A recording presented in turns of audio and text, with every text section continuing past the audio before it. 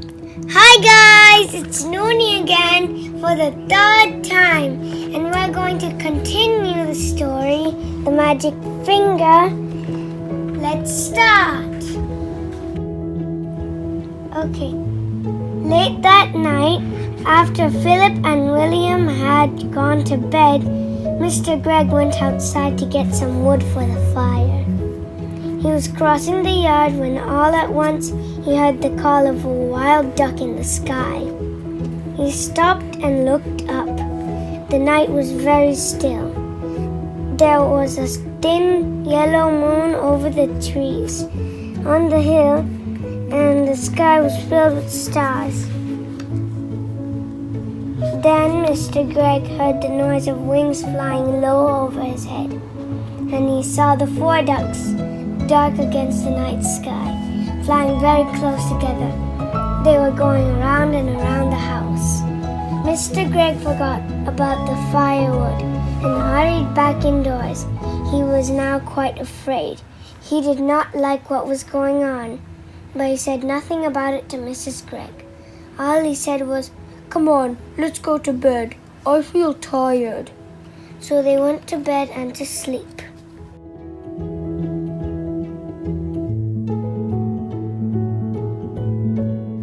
When morning came, Mr. Gregg was the first to wake up. He opened his eyes. He was about to put out a hand for his watch to see the time, but his hand wouldn't come out. "That's funny," he said. "Where's my hand?" He lay still, wondering what was up. Maybe he had hurt that hand in some way.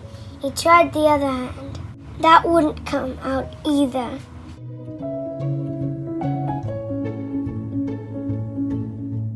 He sat up.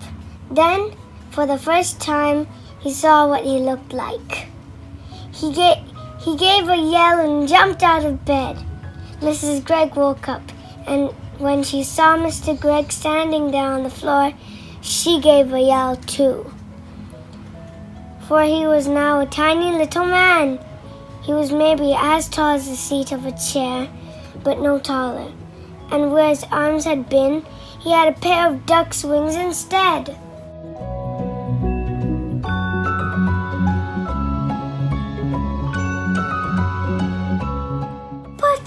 But, cried Mrs. Gregg, going purple in the face.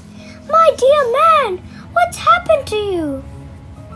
"What's happened to both of us, you mean?" shouted Mr. Gregg. It was Mrs. Gregg's turn to now jump out of bed. She ran to look at herself in the glass, but she was not tall enough to see into it.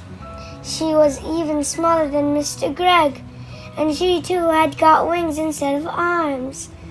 Oh, sobbed Mrs. Gregg.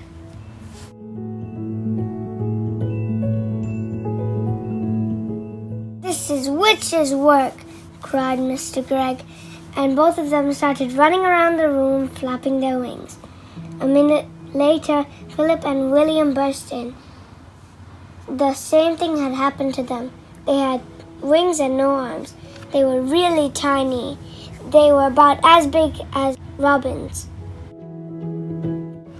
Mama! chirruped Philip. "Look, Mama, we can fly!" And they flew up into the air. "Come down at once," said Mrs. Gregg. "You're much too high." But before she could say another word, Philip and William had flown right out the window.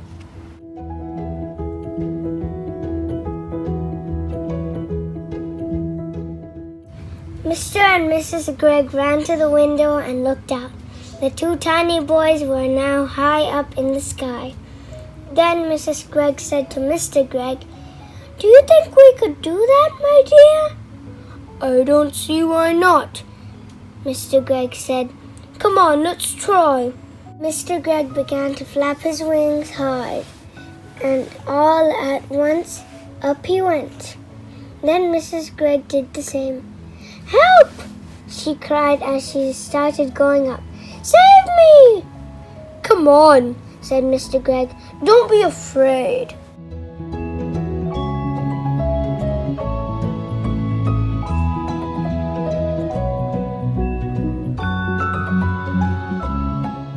So out the window they flew, far up into the sky, and it did not take them long to catch up with Philip and William. Soon the whole family was flying around and around together. "Oh, isn't it lovely?" cried William. "I've always wanted to know what it feels like to be a bird." "Your wings are not getting tired, are they, dear?" Mr. Gregg asked Mrs. Gregg. "Not at all," Mrs. Gregg said. "I could go on forever." "Hey, look down there," said Philip. "Somebody is walking in our garden."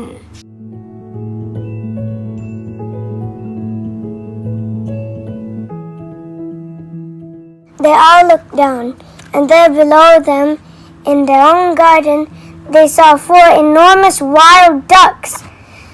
The ducks were as big as men, and what is more, they had great long arms like men instead of wings. The ducks were walking in a line to the door of the Greggs' house, swinging in their arms and holding their beaks high in the air. "Stop!" called the tiny Mr. Gregg, flying down low over their heads. "Go away! That's my house!" The ducks looked up and quacked. The first one put out a hand and opened the door of the house and went in. The others went in after him. The door shut. The Greggs flew down and sat on the wall near the door. Mrs. Gregg began to cry. "Oh dear! Oh dear!" she sobbed. "They have taken our house. What shall we do? We have no place to go." Even the boys began to cry a bit now.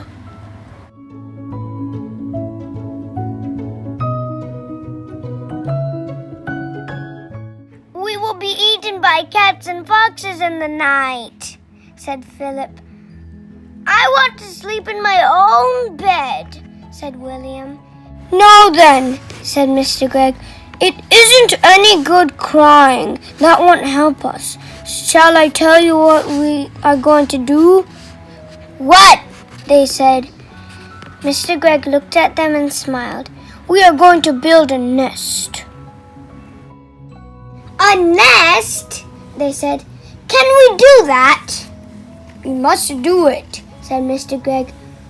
"We've got to have somewhere to sleep. Follow me."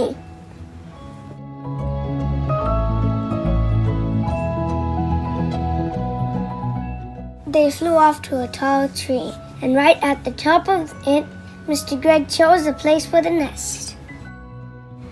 Did you guys enjoy the story so far? I hope you did, because I did.